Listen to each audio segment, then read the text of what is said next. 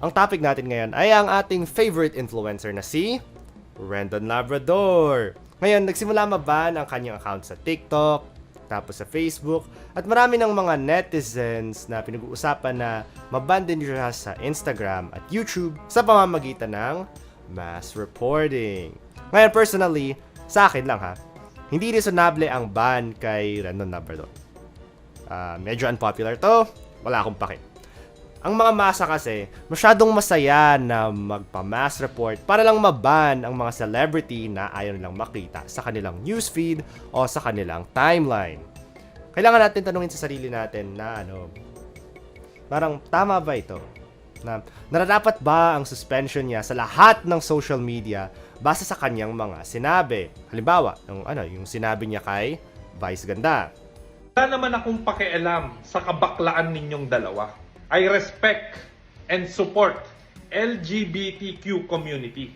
May respeto po natin yan. Ang hindi ko lang maintindihan ay kung bakit kailangan ninyong gawin, ipakita yung kahayupan ninyo sa national TV at ang pinakamalala sa harap pa ng mga bata, sa show ng mga bata.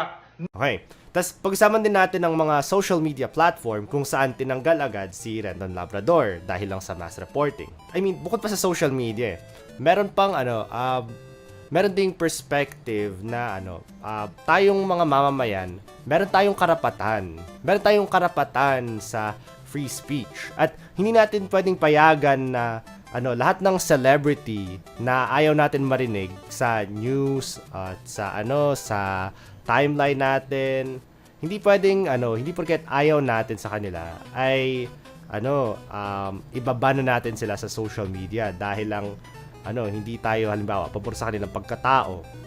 I mean, lahat tayo may karapatan magsalita. Kahit ang sasabihin natin ay minsang hindi pabor sa masa. Lahat din tayo ay may karapatan bilang consumer ng content na piliin kung ano mang entertainment ang panonoorin natin. Ang pagbaban ng mga influencers sa pamamagitan ng cancel culture ay hindi alinsunod sa konsepto ng free speech. Kasi, ano ba talaga ang free speech kung ika-cancel ka lang pag may sinabi kang ayaw nila? 'Di ba? Pag-isipan nyo yan. Anyway, tignan natin ang mga comments sa social media para lang malaman natin ang temperatura ng masa. Calling all madlang people to mass report Rendon Labrador Facebook page. Tulong-tulong po tayo upang maban siya. Salamat madlang people. Oh my gosh. Corny mo, tangina. I mean, ano ba yan? Wala ba kayong mas matinong pwedeng gawin imbis na mag-rally, na mag-report ang ibang tao kay Rendon? I can't believe Rendon Labrador just let the Filipino toxic culture win. But I'm not going to lose faith and dignity to Showtime. Even I started watching since I was 2. Even I'm very busy. #Showtime forever. It is with great sadness, joy, that we announce the passing of Rendon Labrador's Facebook page. Our thoughts and prayers are with him as he grieves the loss of his page. He will always be remembered and will forever hold a special place in hell. To be honest, okay, medyo nakakatawa yan. Good job. Rendon Labrador wanted to be the Pinoy Andrew Tate so bad. He succeeded in being a massive dick like him, but he did not have the same pull. Pinoys are misogynistic but not as serious as their Western counterparts. Well, ano ba mismo yung sinabi niya na katumbas sa sinabi ni Andrew Tate? And by the way, kung hindi kayo aware, si Andrew Tate, isa siyang commentator na nagko-comment tungkol sa masculinity. Halimbawa, ano ba talagang ibig sabihin nun? Ano ba dapat yung gawin para matawag kang tunay na lalaki? Etc. Yung mga ganon. So, ang kinakalabasan nun ay natatawagan siyang toxic dahil in fairness may pagka-negatibo yung mga advice na binibigay niya o yung mga payo niya sa mga celebrity ay merong parang sama ng loob sa kanila. Kaya may pagka-negative. So, that's fair. Pero malabo pa rin yung comparison na to dahil wala namang kinalaman si Rendon sa pagbigay ng, halimbawa, mga advice tungkol sa masculinity at sa dating, katulad ni Andrew Tate. Kasi yun yung dahilan na naban si Andrew Tate. And, pwede kong pag-usapan yun, pero iba pa yung topic. Ay, hindi. Rendon Labrador, kahit minu-minuto i-report ko mga accounts mo, sa kahit iwasan naming di makita mga post mo, nakikita pa rin namin. Sobra ng toxic mo sa industriya ng social media. Masyado kang madaming alam, ha ha ha ha. Hashtag Rendon out. Hashtag Rendon migrate to Mars. Hashtag Rendon out of this world. So, ang suggestion ko lang dito sa tarantadong to, I mean, pwede mo naman i-turn off yung Facebook mo, di ba? I mean, suggestion lang yun, Brad, ha? I mean, kung puro na lang talaga random ng mga posts na nakita mo sa timeline, pwede mo lang patayin yung phone mo.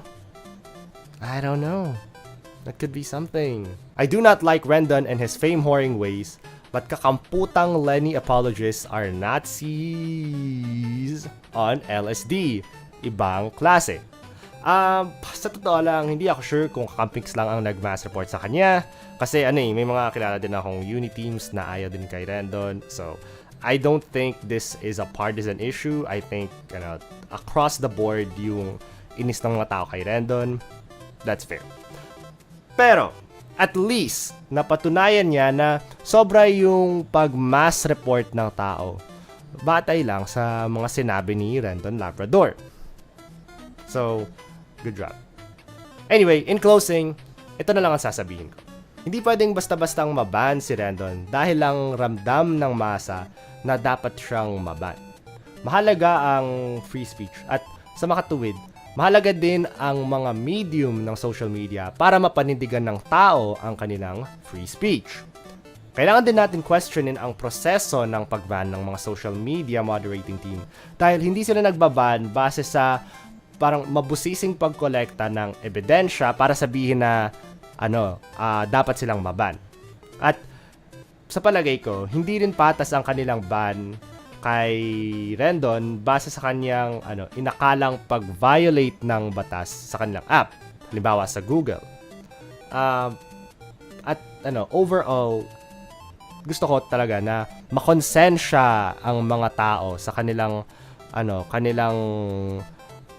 konsepto ng cancel culture at ang kanilang parang mob mentality. I mean, isipin nyo na lang kung kayo yung may sinabi, tapos hindi kayo parang nagkamali yung tao sa akala nila sa sinabi mo. Tapos na-cancel ka. Okay ka lang ba dun? Isipin mo yun na lahat tayo may karapatan magsalita. Political Salt Reporting, yun lang sa ngayon. Like, comment, subscribe. See you next time. Hello, kung bago kayong viewer dito, click nyo yung follow or subscribe. Depende kung saan kayo nanggaling. Thank you!